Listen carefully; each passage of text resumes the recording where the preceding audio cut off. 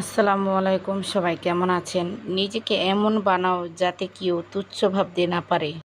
মনে রাখবেন, ভয় দেখিয়ে যারা চলে যায় তাদের জবাব সাহসী দিতে হয়। চোখ নামিয়ে নয়, চোখে চোখে রেখে কথা বলে। কেউ যদি তোমাকে ছোট করে দেখে, তাকেও তার মাপ দেখিয়ে দাও। মাথা নিচু করলে কেউ তোমাকে বাঁচাবে না, উঁচু করে ধরলে সবাই মানবে।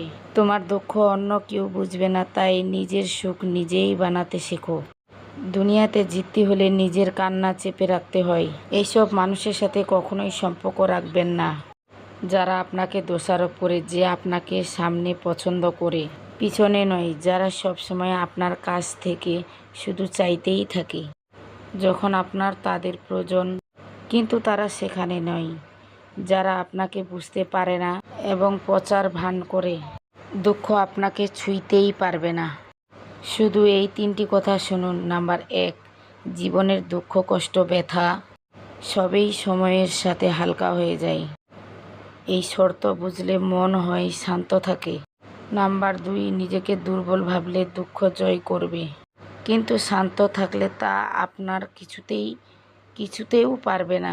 নাম্বার 3, হাতছাড়া জিনিস আর হারানো মানুষ সব ছেড়ে দিন সময়ের উপর, নিজের শান্তির আগে। ধন্যবাদ প্রিয় বন্ধুরা, আমি কি বললাম একটু অবশ্যই মন দিয়ে শুনবেন। আর আমি আজকে দেশি মুরগি রান্না করলাম, অনেক ভালো করে কষায় রান্না করলাম, আলু দিয়ে, গোটা গোটা রসুন দিয়ে। বিশেষ করে বাচ্চাদের জন্য মাঝের মধ্যে গোস্ত মাছ না থাকলে কিন্তু ওরা গোস্ত মাছ খেতে চায়। তো কেমন হয়েছে অবশ্যই জানাবেন। আমি ঝোল দিচ্ছি, দেশি মুরগির গোস্ত ঝোল দিলে ভালো হয়। রান্না হয়ে গেছে।